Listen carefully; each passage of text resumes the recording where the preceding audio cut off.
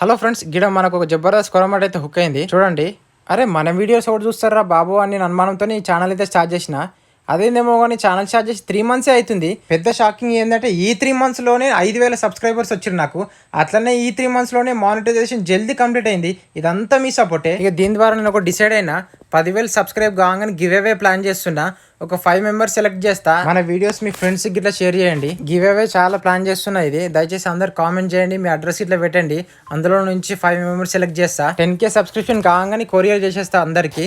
5 members compulsory select చేస్తా. ఈ place లో కొరమటలు అయితే మస్తు ఉన్నాయి, జబర్దస్త్ ఉన్నాయి కొరమటలు.